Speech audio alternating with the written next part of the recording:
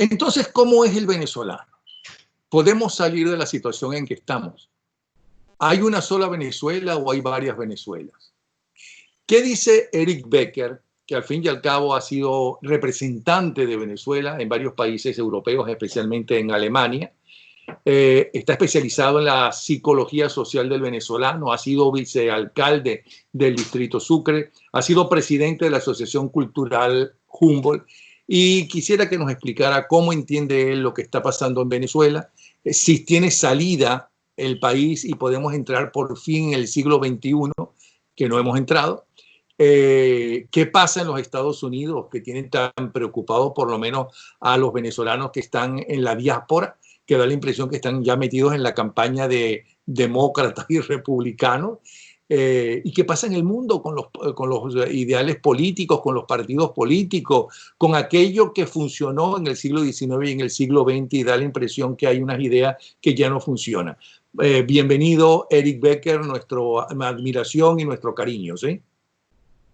Muchas gracias y encantado de saludarte al querido, muy viejo amigo don Napoleón Bravo, pues, a quien admiro inmensamente por sus programas que son tan pedagógicos, tan orientadores, nos han ayudado mucho a todos los que tenemos la oportunidad de seguir tus programas, de verdad, felicitaciones.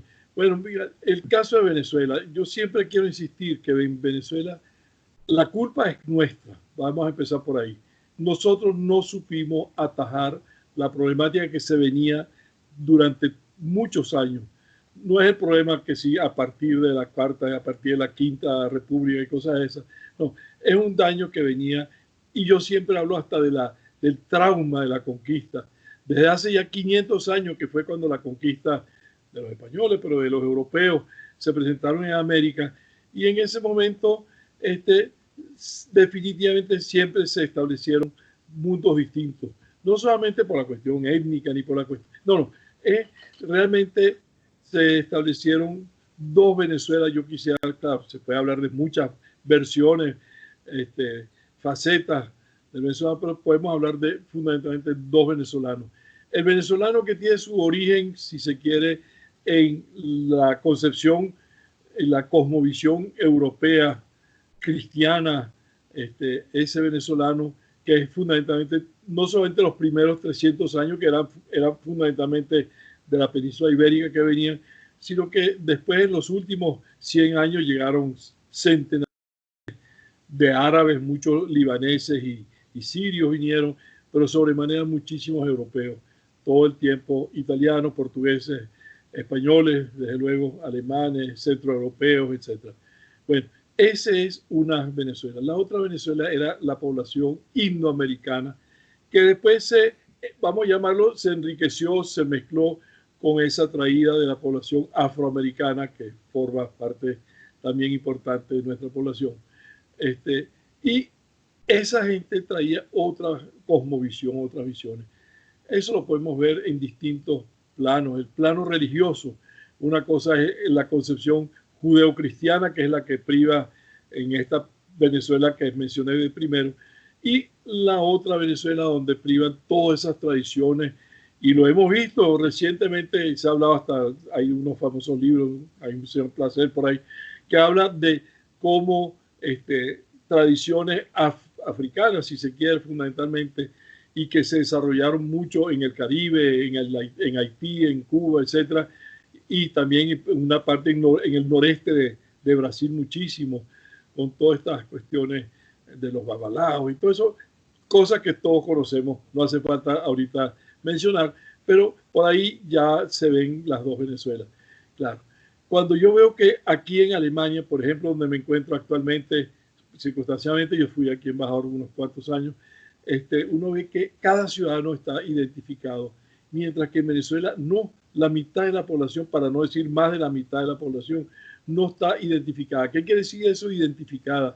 El empadronamiento, ya ese pequeño detalle. Recuerdo mucho, mi vida siempre fue muy activa en los problemas sociales en Venezuela, que cualquier negociante siempre tenía temor de que tener un empleado, pero es que yo no sé dónde vive, es que vive en el Cerro del Mamón, por allá en el Cerro del Mamón, ajá, pero ¿dónde queda eso y cuál es la casa? Bueno, y no se sabía nunca. y no se sabía, bueno, sí, tenía una segura identidad, pero pero ¿para qué servía al final de cuentas para muchos aspectos? Mientras que la otra población estaba bien identificada, se sabe quién es cada quien. Y aquí yo traigo de una vez un pequeño concepto que he querido siempre desarrollar y concientizar en el país. Todo el mundo suele pensar siempre en el problema de las injusticias sociales que existen. Hay pobreza, es verdad, hay mucha pobreza, muchísima. Hay marginalidad social, que es lo más grave.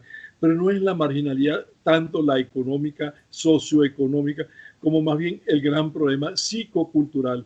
O sea, yo siempre pongo lo psicocultural versus lo socioeconómico. Es decir, todo el mundo está hablando ahorita de cuáles van a ser las fórmulas, la salida. Tú preguntabas, Napoleón, ¿cuál será la salida para Venezuela? Mientras que nosotros no resolvamos este gran problema, y va a ser el tema, está claro, será a través de la educación. Ahí tiene que confluir todos los elementos, las iglesias y mil otros factores para cambiar la escala de valores en el venezolano en general.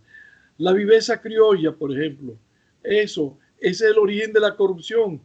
Es decir, desde que yo era niño, pues cuando digo niño, cualquiera de todos nosotros, estoy hablando colectivamente, es decir, yo era el más vivo de la pandilla, yo era el que se sabía copiar bien en la escuela, el que tenía la chuleta y el que metía bien la chuleta, y todo eso. Y además que había el orgullo, lamentable, esto es penoso decirlo, en el venezolano muchas veces había el orgullo, oye, me palié tal cosa, estuve anoche visitando tal familia y me palié unas cositas que habían ahí, etcétera. Todas esas cosas. Eso es la parte esa de la llamada corrupción. Pero el gran drama, y aquí voy de una vez, el concepto de la familia. Si no se resuelve ese concepto de la familia, ¿qué quiere decir eso lo de la familia? No es así simplemente, es el concepto de que cada muchacha solamente después de una determinada edad es que piense en que va a consolidar un nuevo núcleo familiar con sus hijos. Pero cuando hoy en día un altísimo porcentaje de nuestras muchachas a la edad ya de 12, 13 o 14 años ya quedan embarazadas, ya traen su primer niñito al mundo, ya desde luego que la abandonan, cuando digo desde luego, muy tristemente, ella no cuenta con ningún respaldo, entonces claro, ella tiene que acogerse a un segundo protector que la dejará nuevamente embarazada, y es una cadena. Estoy hablando con la crudeza del caso, pero es nuestra realidad, que es lo que tenemos que combatir. O sea que aunque se resuelvan muchos problemas, que haya mucho más empleo, ¿cómo no? Claro que va a ayudar si se hace que la economía vuelva más o menos a andar, y que gracias a que tenemos muchos recursos naturales, etcétera, y que podamos nosotros mejorar las condiciones materiales de vida y mejorar los servicios públicos, desde luego que sí, pero en el fondo el tema es la población en Caracas. La voy a citar, en el año 58, cuando cayó Pérez Jiménez, la población de Caracas, solo el 20% era marginal, y el 80% una población, digamos, normal, urbanizada, etcétera, pero no solamente por lo urbanizado, sino también con escuelas, asistencia a la escuela. Hoy en día sabemos que la inversión es casi que lo contrario. Es cerca del 70 y tanto por ciento de la población es marginal en Caracas. Estoy hablando de la ciudad, la gran ciudad de Caracas. ¿Qué significa ser, perdón, Eric, qué significa ser marginal? Porque cuando hablaste de cuando se va Pérez Jiménez, no, cuando cayó, lo que pasa es que Pérez Jiménez, tú y yo sabemos que se fue, decidió que no se iba a enfrentar a los cadetes, pero él tenía todavía el poder, había acabado con la gente del 1 de enero, etc.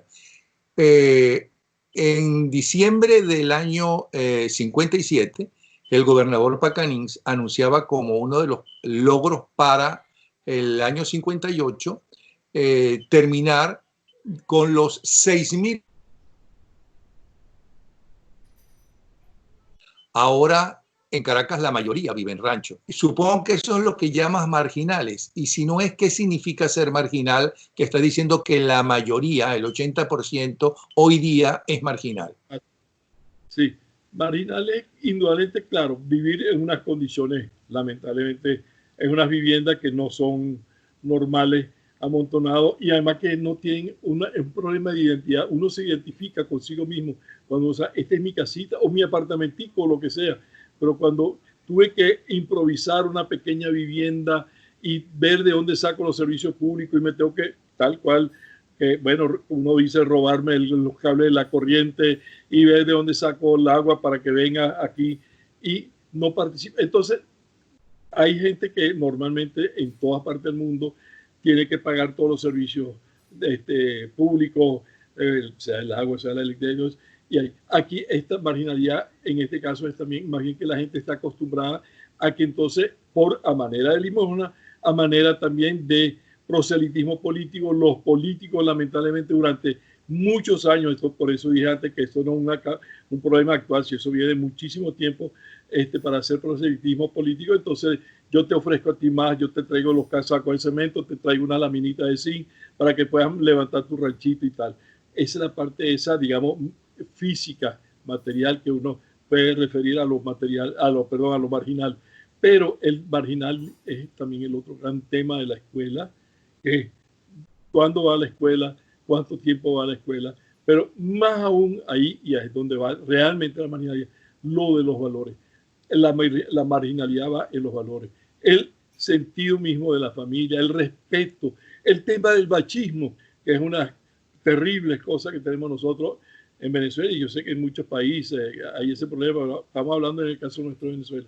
La irresponsabilidad paterna es gigante. Por cierto, Venezuela, lo sé por cifras de la UNESCO que maneja este tipo de temas, Venezuela es uno de los 2 o 3 países del mundo donde hay más niños que vienen al mundo y no saben ni siquiera quién es el papá, cómo se llama, si se llama Pedro o Juan o cómo. O si acaso saben, sí, ese es tu papá por ahí, ajá, pero y ya, no hay un vínculo. Después, el capítulo de los sentimientos, dentro del tema ese del machismo, al niño venezolano, concretamente, repito, puede que sea en otros países mejor o peor, lo que sea. En el caso de Venezuela, se le enseña, no, usted es un macho, usted no llora, usted no le importa, usted no siente. Así mismo, o sea, sentir en el sentido que usted no es sensible, usted no tiene sensibilidad.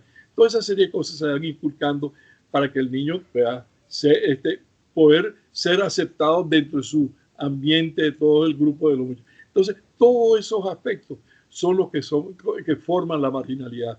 Repito, no es solamente el ranchito en el Cerro del Mamón, no es solamente, sino es fundamentalmente una marginalidad mental, una marginalidad de valores. Ok, todo eso que estás diciendo no se repite, no existe solamente en Venezuela. Eso que estás diciendo existe en casi todas partes del mundo. Algunas cosas menos en Europa, porque Europa es un continente de viejos que tienen una forma de ver el mundo como cuando ellos eran jóvenes, que tenían unos valores que fueron cuestionados y que ahora muchos de ellos añoramos, lo que tú quieras. Pero también somos menos racistas que la mayoría de los países latinoamericanos y mucho menos que en Norteamérica. Hay unos valores familiares. Eso de abandono de los padres, uno lo ve en Estados Unidos como muy normal. Es más, algunos de los más grandes triunfadores que tienen los Estados Unidos no conocieron a sus padres o los padres los abandonaron. Más aún, Mario Vargas Llosa conoció que su padre no estaba muerto y lo conoció en vida a los 10 años. Entonces, no somos ni mejor ni peor que la mayoría de los países que nos rodean. Ya, no, estoy claro, yo lo dije antes también que refería el asunto con Venezuela y expresamente dije que podía ser en otras partes mejor o peor ese panorama, indudablemente que existe muchísimo. Pero en el caso nuestro está sumamente, muy, muy generalizado. Es decir, y por eso uno habla ya también en Venezuela generalmente del llamado matriarcado. Pero cuando es el matriarcado en Venezuela de la niña que fue a los 12 años, el embarazo precoz, el levantar a su bebecito, ni sabe muchas veces, bueno, aquí tengo mi bebecito, pero ¿qué le voy a transmitir a ese bebé? Tomar conciencia. Eso hay que inculcárselo al grueso de la población. Es un proceso inmenso de formar toda una nueva generación y nunca se termina de resolver esto, eso está claro, pero por lo menos mejorar bastante sí se puede con grandes esfuerzos, tomando conciencia. Sé de trabajos que hacen, bueno, el mismo padre Ugalde, que fue rector de la Universidad Católica, por ejemplo, y sé que él se preocupa mucho de esos temas. Y hay mucha gente consciente de esto, pero tenemos que hacer que los políticos, no es por los políticos que vamos a echarle ahorita la culpa todo el tiempo a los políticos, no, sino pero que los que dirigen el país y van a dirigir en un futuro el país tomen conciencia adicional que a la par que tienen que mejorar la situación económica del país, mejorar los servicios públicos, la calidad de vida, todas esas cosas, pero si no se ataca esto otro, quedaremos en la misma de siempre. O sea, eso es un punto. Hay incluso la legislación muchas veces, vivimos dos tipos de legislación. Lo voy a poner en ejemplos chiquiticos. Las ordenanzas municipales, yo tuve muchos años como edil en lo que fue la zona del Distrito Sur, la mitad oriental de Caracas, de Chacaíto hacia el este. Bueno, en los barrios marginales, uno era el que estimulaba, mira, aquí monten, invadan aquí, monten acá. Es más, yo les puedo contar, yo muy personalmente fui uno de los fundadores de ese famoso gran barrio ahorita José Félix Rivas. En el año, eso fue cayendo Pereira, ahí mismito. Yo todavía muchachito prácticamente, pero me metí ahí con los líderes de la comunidad y participé de eso. Por eso siento, y hoy en día digo, bueno, pero eso era lo que pasaba, lo que se hacía, se invadía. En cambio, en una organización normal, si tú vives donde sea, en cualquier sitio, no importa, en Caracas, pero cometes una falta de la ordenanza municipal de que construiste un pisito más encima de tu casa, entonces te mandan a tumbar eso y te ponen una multa. Así como ese detalle. Es lo mismo también el tema, los buhoneros. Esos son, cuando menciono eso, son solamente ejemplos de las dos Venezuelas que quiero señalar. ¿Quiénes son los buhoneros generalmente? Los comerciantes. Es desde el punto de vista ahorita de la economía. Es esa economía informal frente versus a la economía normal, el que tiene su negocito y tiene que pagar impuestos, y cuidado si no paga, y cuidado que le cierran el negocio y le ponen una multa si no le pagan a los empleados, que no sé qué. Ese frente al que está de buhonero en la calle, en una actitud muy distinta, pero que a su vez también teme que viene la policía y que lo persigue porque está en una situación, pero sabe muchas veces que la policía lo que hace es tratar de quitarle las mercancías. Es decir, son siempre en todas las actividades. Puse nada más algunos ejemplos, pero normalmente en todas las actividades de la vida diaria siempre se persiguen esas dos situaciones que se contradicen. Bueno, porque en este caso es así, pero porque en el otro caso no es así.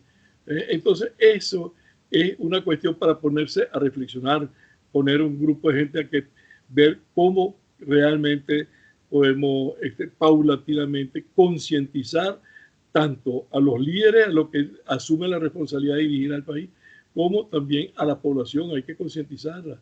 Y claro, aquí tiene responsabilidad todo el mundo. Yo siempre quiero insistir, porque hay muchísimo, también ese es ya otro problema, de la gente que dice, bueno, caramba, bueno, y se sienten como que no fueron responsables. No, responsables lamentablemente somos colectivamente todos nosotros, unos por omisión, otros por lo que sea, en mayor o menor grado, pero y tenemos entonces ahorita un gran deber moral de asumir y ver a Venezuela, a convertirnos todos en pedagogos.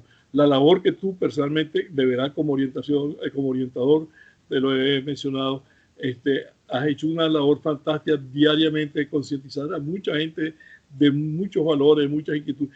Ese es un gran trabajo que ojalá que pudiéramos contar con los buenos medios de comunicación social, la radio, la televisión, etcétera, pero sobre todo formar maestros, esa es otra cosa. El maestro ese pequeño, el maestro de la escuela, porque esa es la otra cosa. La educación en las escuelas, en los colegios privados, sabemos que es radicalmente muy distinta a la educación que se da en las escuelitas esas de los barrios marginales. Esa es otra de las tantas situaciones que en las escuelas de los barrios marginales muchas veces más o menos se trata de enseñar que 2 y 2 son 4 y todas esas cosas pues de la instrucción, pero no lo que es la educación, formación de valores, el ciudadano, la moral y cívica, todo eso. Es en esa serie de ejemplos que, claro, no da el tiempo ahorita para hablar de todo eso, pero espero dejar por lo menos alguna inquietud. Es donde esas dos Venezuelas tenemos que tratar de emparejarlas y tratar de los valores de un lado pasarlos para allá Y también del otro lado también hay valores, desde luego que sí hay valores de la sencillez y de muchas cosas que hay, porque sí lo hay valores, porque además una cosa es la marginalidad, hago el comentario en las zonas marginales de las ciudades, y otra cosa es la marginalidad en el país, en el interior, en las zonas rurales, las zonas indígenas, que todavía hay unas cuantas en el país. Ahí es otro mundo precisamente totalmente contrario, pero bien opuesto contrario. Pero todo eso de lo que estábamos hablando no se puede arreglar, ¿no? Sino después que no solamente salgamos de esta banda de delincuentes que está en Miraflores, sino también, y radicales, sino con un buen gobierno. Ahora, Venezuela, voy a decir desde mediados de los años 50, ¿no? Pero yo creo que desde antes, porque fue cuando López Contreras que empezó a cambiarse la educación y a modernizarse la educación con aquellos profesores que creo que fue de Chile que los trajeron, para el pedagógico, si mal no recuerdo. Como nunca antes en la historia, ¿no? Se enseñó, ¿no? Se multiplicaron, pero realmente multiplicaron los maestros. Hasta en la frontera yo he visto maestras con niños dando clases. Y esta gente que está en Miraflores es producto de eso que llaman la Cuarta República. Es verdad que también se logró con ese plan Gran Mariscal de Ayacucho que fueran a estudiar al exterior y se lograron estudiantes brillantes que hoy en día ocupan puestos importantísimos fuera de Venezuela. Pero, ¿qué es lo que hay que cambiar si primero cae este narcorrégimen y segundo viene un verdadero gobierno mejor que los últimos de la Cuarta República? Sí, bueno, fundamentalmente, ejemplo, eso, tratar, estimular a mucha de esa gente que se fueron y se quedaron en el exterior por la beca de Ayacucho, tratar de convencerlos, dar facilidades, atractivos para que regresen, y aquel compromiso que ellos adquirieron cuando se fueron con la beca de Ayacucho, es decir, que ellos respondan hoy en día, así hayan pasado 30 o 40 años de cuando se fueron al exterior. Muchos se quedaron, algunos regresaron, pero después de todas maneras volvieron a salir, ¿verdad? Es decir, eso sería un pequeño grupo. Traer maestros de muchas otras partes igualitos. Pero, y a la par que los maestros, hay una serie de ONGs, y cuando decía yo antes, hasta las mismas iglesias, hablar con los sacerdotes, con los pastores y con los líderes de las distintas denominaciones religiosas que hay en el país. Es decir, y concientizarlos y hacerlos responsables de ese gran trabajo pedagógico, de consolidar nuevos valores con mucha autocrítica por lado, es que es lo esencial. Mientras que no tengamos un poquito de humildad y de autocrítica y saber, caramba, como nos hemos comportado, no era lo más correcto, no era lo más adecuado, por culpa nuestra, no quiero plantearnos en esos términos, pero un poquito por responsabilidad nuestra, pasaron todas estas cosas que están pasando, ¿verdad? Porque las dejamos. Ahora, hablas de nuevos valores, pero es que no hay nuevos valores. El problema es que el mundo actual, el mundo, no solamente Venezuela, el mundo está en crisis, que la revolución tecnológica ha cambiado y está cambiando al ser humano. Entonces, esos valores que durante un tiempo eran fundamentales y que hicieron, por ejemplo, los europeos se levantaran de las ruinas que ellos mismos crearon en la Primera y Segunda Guerra Mundial, que es una sola guerra, porque la Segunda Guerra Mundial es consecuencia de los resultados de la Primera y de los acuerdos de la Primera, totalmente en contra de los alemanes, ¿no? Y reaccionaron. Y uno ve que el pueblo más culto de Europa en ese momento, que era el pueblo alemán, se convirtió en un pueblo nazi, ¿no? Es un pueblo racista, y que buena parte, si no la mayoría de los europeos, ¿no?, también apoyaron a Hitler, porque siempre culpan solamente a los alemanes, pero y el resto de Europa, e inclusive el rey de Inglaterra no era nazi, no admiraba a Hitler. ¿Me explico?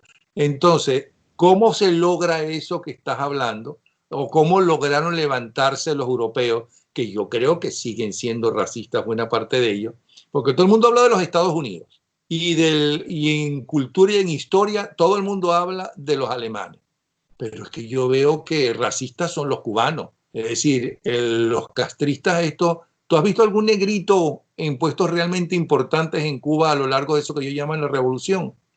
Los colombianos, por ejemplo, los colombianos te dicen, y los peruanos y los mexicanos te dicen cómo hay una enorme separación entre los ricos y la clase media y los indígenas y pobres. Eso se llama racismo, donde lo pongan. Tan racista como el policía blanco que acaba de matar al negro y se han formado todos estos escándalos. Eso es racismo. ¿Cómo se elimina el racismo para empezar? Todo eso va muy insertado en lo que mencioné antes, el trauma de la conquista. Cuando tú mencionaste que en estos países del área andina, particularmente mencionaste Perú, Ecuador, Bolivia, mucho, el europeo que vino, el conquistador europeo, quiere decir su descendiente, frente al indígena, que era el indoamericano, que era el que vivía ahí de siglos antes. Es decir, eso se planteó en ese momento y eso se consolidó y quedó así en los esquemas mentales, lamentablemente, pues. Y en efecto, tú lo dices, también en Estados Unidos sabemos todos que eso fue incluso eso fue la famosa guerra esa civil de la Federación del Norte con el sur de los Estados Unidos, porque en el sur había, claro, la gran esclavitud horrible que había. Menos mal que los del norte se impusieron y lograron erradicar, incluso gracias a Abraham Lincoln, un republicano, etcétera, etcétera, que lograron superar mucho, no totalmente. No, hizo falta que viniera un Martin Luther King y vinieran otro tipo de gente para que se lograra más o menos, por lo menos a nivel de las leyes y ese tipo de cuestiones, imponer una especie de igualdad y de respeto frente a un ser humano. Hoy en día, frente a eso, gracias a Dios, hay muchísimas ONG que hablan de los derechos humanos. Menos mal que hay eso. Y que ojalá que pudiéramos estimular que existan más y más ONG que promuevan este tipo de inquietudes. Eso es una cuestión. Igualmente en Europa también, tú lo dijiste, se formaron. No se puede decir que todo un pueblo cualquiera, es decir, particularmente yo que he estado en varios países de Europa como embajador en el pasado, y he tratado mucho con mucha gente. Más bien, incluso hay a veces gente increíblemente todo lo contrario. Hay montones de matrimonios mixtos, por cierto, llama la atención. Bueno, aquí en Estados Unidos también. Sí, todo eso, o sea que son buenas señales por eso. Pero entonces hay todas esas cosas y hay que seguir insistiendo. Claro, siempre el ser humano siempre tratará para imponerse de él o para él resaltarse o para él sentirse que vale para algo, entonces desconocer al que está al lado y bueno, menospreciar al que está al lado como para que sea yo el que quede bien. Eso es una actitud de la psicología humana de siempre, de toda la vida, siempre estará, pero entonces por lo menos tiene que haber, las normas legales que frenen actitudes de ese tipo, por un lado, pero sobremanera también grandes campañas, como lo mencioné con las ONG, que hay montones, gracias a Dios, hoy en día en el mundo entero. Ahora, tú mencionaste un tema en todo este contexto, de que hasta entonces, digamos, podemos hablar de un siglo para atrás, vamos a hablar así, 60, 70, 80 años para atrás, privaban las ideologías. Hoy en día el tema de las ideologías, eso es lo de menos. Realmente lo que brilla es un pragmatismo total. Es decir, el ejemplo muy clásico es el de China. China es el gran país marxista, comunista, todo lo demás, y todos sabemos que la economía que ellos manejan es una economía bien capitalista. Yo personalmente he visitado ya a China, estoy incluso vinculado en varios proyectos allá, etcétera. Con China la conozco muy bien. Y bueno, y se manejan en esos términos. Es decir, se manejan con pragmatismo en la economía y tienen su ideología, pues a su manera, su marxismo. Bueno, es que el capitalismo, lo que ellos tienen es capitalismo salvaje. Ellos, los obreros son unos esclavos, porque es verdad que en Estados Unidos se critica que muchos jefes de empresa, ¿no? y encargados de los trabajadores de ciertas empresas tratan mal, ¿no? descortésmente, como si fueran unos esclavos a muchos trabajadores, pero que en el caso de China son esclavos. Es más, en muchas empresas duermen inclusive en especies de cajones en las noches, porque de día trabajan en la fábrica para hacer los productos que necesita Occidente, las grandes firmas de Occidente de trajes, de televisores, de teléfonos y demás, con nombres, ¿no? Yves Montand, lo que tú quieras, y de noche, como ellos duermen en esa propia empresa, hacen el mismo material que hacen, el mismo producto, pero para venderlo mucho más barato. Ya están inventado ahora una especie de carnet o de título que supuestamente son los originales cuando es lo que están haciendo. Y tú le pagas al Estado y el Estado le paga una parte a ese esclavo del Estado. Y esos son los que ellos llaman los comunistas. Ese es el Partido Comunista que gobierna en ese país. Entonces, es como un mundo demasiado hipócrita. Parece que el tango realmente es verdad eso. El mundo es y será una porquería, ya lo sé, ¿no? Da la impresión eso. O que uno lo está descubriendo ahora más que nunca, que le parece más generalizado. Antes, como uno no tenía ese exceso de información que a veces nos desinforma realmente, pues uno pensaba que el mundo no era tan maluco como esos exagerados decían. Pero parece ser que es peor que lo que esos exagerados decían. Lamentablemente, lamentablemente así es. Sí. Y bueno, ¿qué hacer frente a eso? Tú preguntaste también antes cómo es la situación en Europa. Después de la caída de la guerra, de la Segunda Guerra Mundial, en el año 45, claro, hubo mucha conciencia autocrítica, muchísima gente tuvo que aprender a la fuerza incluso los errores que se cometieron de lado y lado. Y felizmente en un primer momento hubo movimientos, había la democracia cristiana, había la socialdemocracia, había varios movimientos, pero fundamentalmente estaba como bastante reducido hacia esos dos o tres, y los grupos extremos de un lado y del otro, de ambos extremos, quedaron bien marginados en ese tiempo, para que entonces pudiera poco a poco surgir lo que se ha logrado ver hoy en día en Europa. Un poquito más en algunos países, en otros países menos, y con sus versiones, pues. Pero lograron salir adelante. Indudablemente que hoy en día, cada día hay más.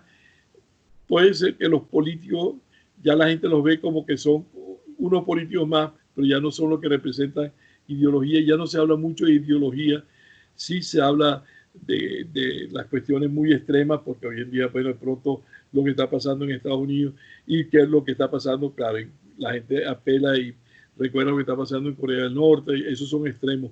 Entonces hay conciencia por eso de que sí existen supuestas ideologías, porque las ideologías al final de cuentas, todas las ideologías, todas pretenden traer una solución, pero hay muchas que en la práctica sabemos que no son así. Personalmente, en mi vivencia, el marxismo, por ejemplo, es una filosofía que es antinaturaleza humana, no va con la naturaleza humana. Es decir, el marxismo, con la mejor buena intención, que hay mucha gente que cree que con el marxismo, caramba, vamos a lograr eso que se llama la igualdad y no sé qué. Y sabemos perfectamente bien que eso lo que hace es matar a la gente. En el marxismo extremo se piensa siempre en lo colectivo, el colectivismo. En el capitalismo puro se piensa en el individuo. Y tiene que haber una tercera fórmula, si se quiere, que sea una intermedia entre hay que tomar en cuenta el bien común, desde luego que sí, y hay que tomar en cuenta al ser humano, al individuo. Pero eso es lo que quería, perdón, eso era lo que trataba de vender Tony Blair en Inglaterra, ¿no? Y se acabó junto con él la tercera vía. Pero sí se ha logrado. Hay una forma, ahorita menciono el caso, el ejemplo que conocí mucho, el de Alemania, la llamada economía social del mercado. El énfasis en la palabra social, pero no se tiene en la palabra, sino en las realidades. Aquí funciona, en el caso de Alemania, una economía que sí hay la libre, la cuestión de la oferta y la demanda, hay que ofrecer lo mejor y hay que facilitar pues que la economía florezca y que todo el mundo pueda participar. El Estado promueve ampliamente eso, es decir, pero siempre con un criterio social. Es decir, hay permanentemente toda una legislación al respecto. La Constitución partidaria de Alemania, que es del año 61, por cierto, y que fue, perdón, anterior, la del 61 de Venezuela, la Constitución fue, por cierto, hecha bastante calcada de la Constitución de Alemania. En aquel momento el Parlamento venezolano, el Congreso Nacional de Venezuela, en el año 61, cuando salió esa Constitución, apeló en gran medida a la Constitución que se había hecho aquí en Alemania. Es decir, donde se tenían muchos de todos estos conceptos. Lamentablemente, bueno, sabemos en qué derivó todo lo que estamos viendo hoy en día.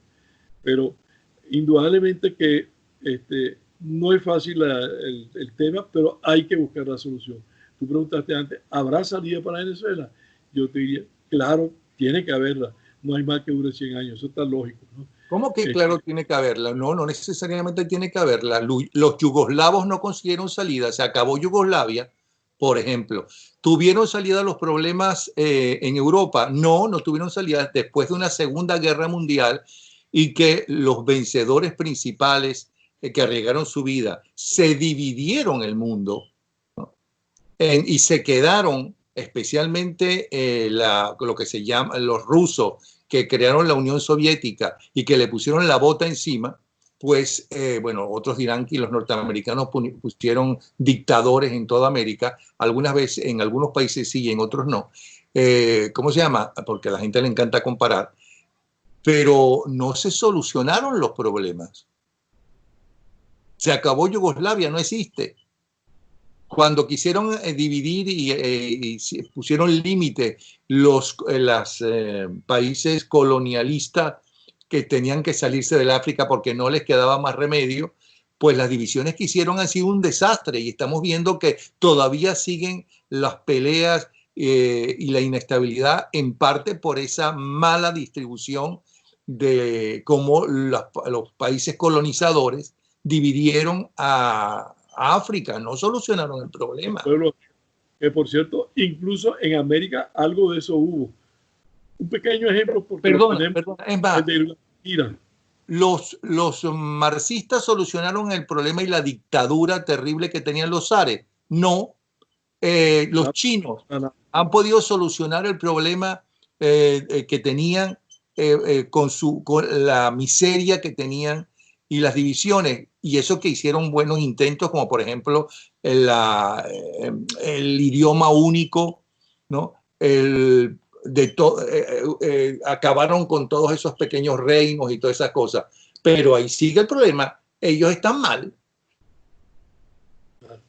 Sí, indudablemente, sí, algunas cosas hay que reconocer de los 1.500, se supone, no se sabe nunca la cifra exacta, 1.500 millones de chinos que hay. Hoy en día tal vez 300 millones sí han logrado un nivel, porque sí se ha logrado en las grandes ciudades, se nota, Shanghái, Pekín, etcétera, y abajo en el sur, Cantón, qué sé yo qué.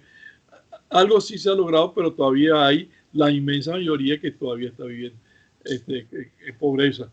Eso está claro. Y quería mencionar... ¿Por qué crees que sí tiene solución el problema venezolano? No lo digo basándome en una opinión que yo tenga a favor o en contra, sino para preguntarte, para sacarte la información. Sí, claro. Mira, indudablemente, repito, será el tema central, siempre giraré sobre el tema de la educación y la formación. Es decir, el venezolano por naturaleza es no solamente anti-autoritario, o sea que él no acepta que se le impongan normas en general. Sabemos que eso es así. El venezolano le encanta transgredir las reglas, a que el semáforo está rojo, no me importa, yo paso el semáforo rojo, de esa cosa más la más chiquita. Pero eso, lo de la indisciplina del venezolano, todos esos son factores que habrá que crear una especie de permanente enseñanza autocrítica. Mira, mientras que ustedes sean los que son los más vivos, los que se creen los pájaros bravos, es decir, ustedes van a estar mal. El verdadero vivo es el que se somete a ciertas normas, el respeto ciudadano a los demás, a los intereses de la comunidad, toda esa serie de cosas. Es un problema indudablemente de educación todo el tiempo. y con normas, claro, la educación tendrá que ir acompañada de férreas normas en ciertos momentos. Bueno, mire, usted se la pasa todo el tiempo transgrediendo la ley, bueno, pero entonces, bueno, vamos a tener que aplicarle ciertos castigos para que, a ver si se endereza. Eso es, por ahí es el camino. Veo que casi el gran camino fundamental es eso. Y eso tiene que ir naturalmente a nivel de los dirigentes.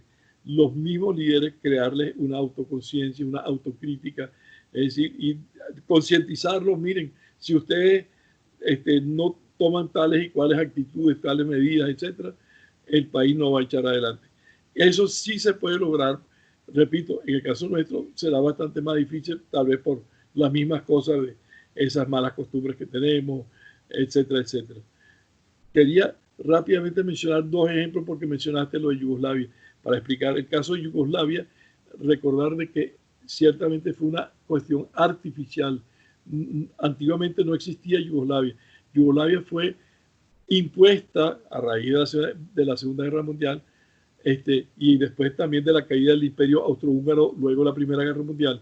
Y eran grupos católicos, los croatas y los eslovenos, pero grupos ortodoxos, que son los serbios y los macedonios, y grupos musulmanes, que son los del Kosovo, que eran los de la zona esa vinculada a Albania, después con distintos idiomas en Yugoslavia.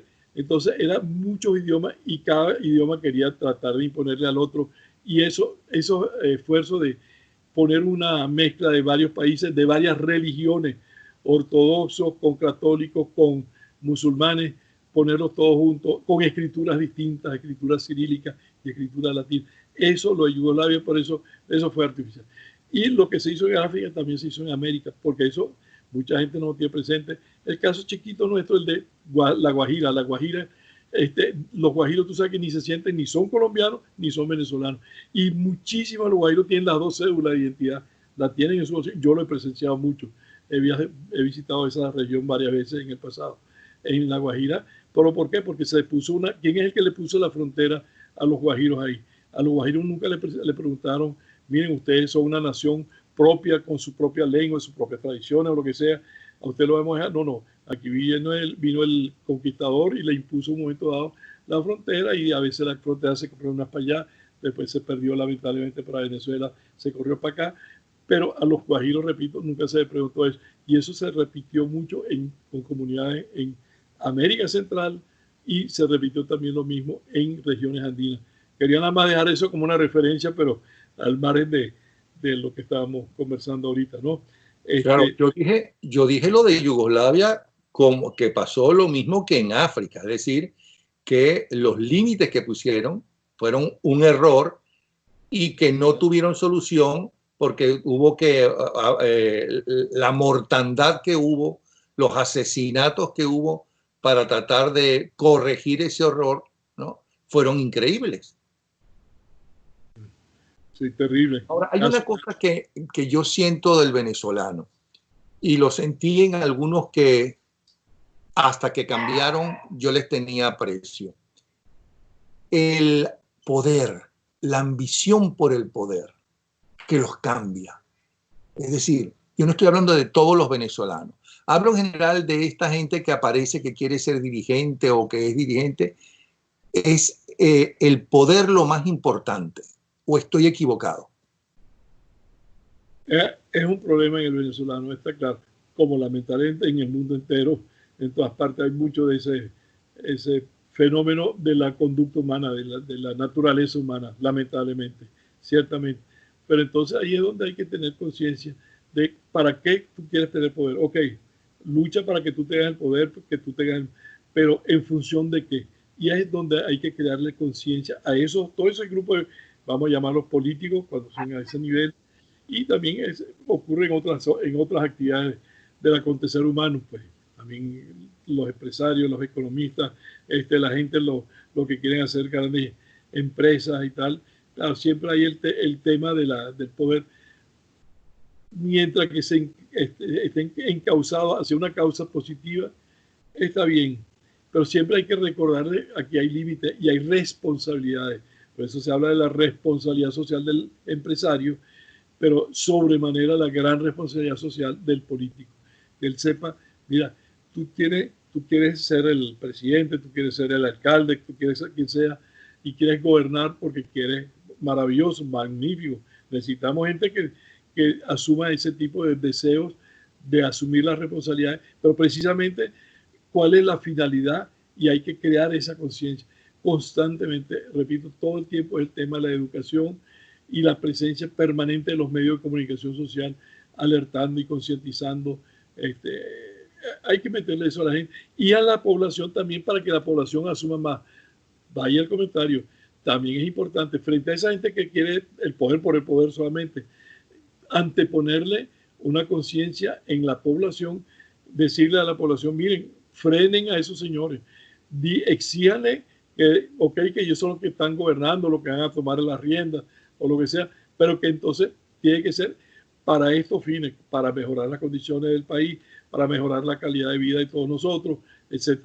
O sea que tiene que ser una labor a ambos niveles, a los que son desmedidos en el poder y que hay que tenerlos siempre bien, que no se salgan de su cauce, para decirlo así, y a la población en general que tomen conciencia de exigir permanentemente, de vigilar todo el tiempo la conducta de sus líderes, pues, y que si esos líderes no funcionan, bueno, entonces hay que buscar nuevos líderes, que esa sea la forma. Claro, ahorita en Venezuela tenemos ese problema que lamentablemente no hay manera de decir que vamos a sustituir, no está fácil la situación actualmente, sustituir a estos para poner a otros, es decir, pero lo normal en cualquier parte del mundo. Ahorita hay pronto elecciones en Estados Unidos, en Alemania vienen elecciones también dentro de pocos meses, y en muchos países del mundo siempre hay la renovación constante y la oportunidad en la población de escoger, bueno, vamos a escoger a alguien nuevo porque no me satisfizo, no cumplió bien con su función, no logró resolver los grandes problemas. Bueno, eso sé que en Venezuela es la meta inmediata, ojalá que podamos tener la oportunidad, que si la gente, todo el mundo cree que así está bien la cosa, bueno, vamos a reelegir a esta gente, pero no, vamos a cambiar la cosa y vamos a mejorar y cambiar a la gente. Bueno, Eric, muchísimas gracias por esto que nos brindaste, estos 47 minutos que nos brindaste. Él, como les decía al principio, ha sido embajador de Venezuela en varios países europeos, especialmente en Alemania. Es especialista en psicología social del venezolano. Fue vicealcalde del distrito Sucre, fue presidente de la Asociación Cultural Humboldt. Esto es parte de un largo currículum que tiene. Muchísimas gracias, porque siempre hay que estar y escuchar a los otros, estemos o no estemos de acuerdo, que es lo que yo siento que se está perdiendo, si es que no fue siempre así, pero ahora con esta crisis mundial que hay de valores, uno siente que la gente está como más radicalizada. Y una cosa que a mí me molesta mucho es, si Eric es mi amigo o pertenece a mi club social o pertenece a mi partido político o a mi religión, no importa que sea ladrón, violador, lo que sea. Yo me callo y lo defiendo. Pero si Eric no piensa como yo, aunque sea una persona maravillosa, lo rechazo y lo insulto. Eso a mí me preocupa mucho de lo que estoy viendo, que es buena parte de la gente. Eso, lo que tú acabas de decir, es muy triste, muy lamentable y ocurre muchísimo. Uno tiene incluso hoy en día pánico muchas veces de expresarse en una manera o en otra, expresar ideas porque se las expresó al que piensa de otra manera por cualquier razón y entonces ya se hace enemigo de ti, ya te descalifica. Eso es, por cierto, muy fácil y por eso todo el que piensa porque es traidor a la patria. Esa fórmula maravillosa de descalificarte, que eres traidor a la patria porque no hiciste exactamente lo que yo quería. Es decir, eso es bastante triste, pero vamos a tener fe en Dios. Yo tengo fe en Dios inmensa. Vamos a sacar a Venezuela adelante. Podemos echarlo, pero tenemos que estar todos bien dispuestos colectivamente a hacer muchos sacrificios, ceder cada quien un poco de muchas cosas, muchos lastres. Estoy hablando siempre de forma colectiva, salir de los lastres que tenemos encima y de verdad tratar de tener un poquito de más cariño por el prójimo, cariño por el ser humano que está al lado nuestro. Es que eso Además, es algo que nos hace muchísima falta. ahora tú no sientes que, no estoy generalizando, pero sí es buena parte de la gente, no sientes que con las nuevas tecnologías, especialmente con el Twitter, el gran lema del Twitter, ya lo dijo Goebbels en su época, ¿no? Cuanto mayor sea y más exagerada sea y menos creíble en principio sea una mentira, primero se lo cree la gente. Sí, es que eso, por eso hablaba, esa es la psicología, lamentablemente la psicología humana. Es terrible. Y por eso, como nunca ninguno de nosotros será perfecto, el ser humano es imperfecto por su misma naturaleza, pero tratar de educarlo, concientizarlo en ese sentido. Que tome conciencia, autocrítica, que tome conciencia, mira, no te dejes dominar por ese tipo de situaciones. Es decir, la viveza criolla, toda esa serie de cosas que están íntimamente vinculadas con eso mismo. Es decir, igualmente que es un paquete que tenemos encima y que eso debe empezar en la infancia. Son los padres y por eso fue que antes tanto te insistí el tema de la familia. La verdadera primera gran escuela que uno tiene es la casa, la familia. Y tú sabes que mucha gente no tiene conciencia. Hay muchísima gente en la educación, en el venezolano sobre todo. Dice, ay, todavía está muy chiquito. Déjenlo, cuando sea más grande le enseñaremos. No, tú sabes que en psicología, personalmente es mi área. Yo fui incluso más de 10 años fui presidente de la Federación de Psicólogos de Venezuela. Es uno de mis dos mundos, pues el otro mundo era el de las ciencias políticas internacionales y eso. Es decir, y en los primeros 3 años de la vida de un ser humano, ahí se define todo. Si tú dejas que ese niñito en los 3 primeros años de su vida sea un malcriado, no, y que bueno, hasta le celebran las gracias. Lo más terrible que hay es celebrarle las gracias. Es que, y le están fomentando toda esta conducta del poder de imponerse, yo hago lo que me dé la gana. Entonces, si tú lo contrario, en los 3 primeros años de vida lo sabes encauzar bien, el resto se da por añadidura automáticamente. Es una cuestión dentro de la psicología evolutiva muy claramente definida, los 3 primeros años. O sea, ese es el grave error, decir, déjalo más adelante cuando sea grande. Ese, por cierto, también es otro de los grandes problemas. Hoy en día lo permisivo que es la educación en muchos aspectos es un falso concepto de que, no, hay que dejarlo que se desarrolle. No, todo ser humano, en la psicología hablando profesionalmente, es decir, necesita tener bien establecido sus determinados límites. Hasta aquí puedo llegar, de aquí no veo pasarme. Eso hay que enseñárselo a los niños de chiquiticos. Es decir, mira, tú no puedes ser malcriado y patalear y rechichar, lo que sea. No, es fundamental que al niño chiquito, ahí viene la gran educación. Ahí, por eso la presencia de la educación familiar, la familia. Insistiré mucho en el concepto de familia en muchos aspectos de los valores, pero también en la formación del carácter, en la formación de la responsabilidad y la personalidad. Debo ser responsable, debo ser disciplinado, debo ser respetuoso de las normas. ¿Por qué? Porque, bueno, las normas afectan a los demás. Así como se dice que la libertad, yo puedo ser libre de todo, mientras que no afecte la libertad de los demás. Hasta ahí llega el límite. Asimismo, es el tema de la educación. Yo puedo ser libre y puedo desarrollar mi personalidad, pero mientras que no me salga de determinadas causas. Gracias nuevamente. Y ahora sí me despido porque podría seguir conversando contigo y gracias por todos estos momentos. Espero que a más de uno, empezando por mí, te hayamos escuchado y reconozcamos algunas de nuestras limitaciones para mejorar en nuestra forma de ser. Un abrazo, Eric. ¿Sí? Eric Becker. Un gran abrazo. Que Dios te bendiga. Muchas gracias.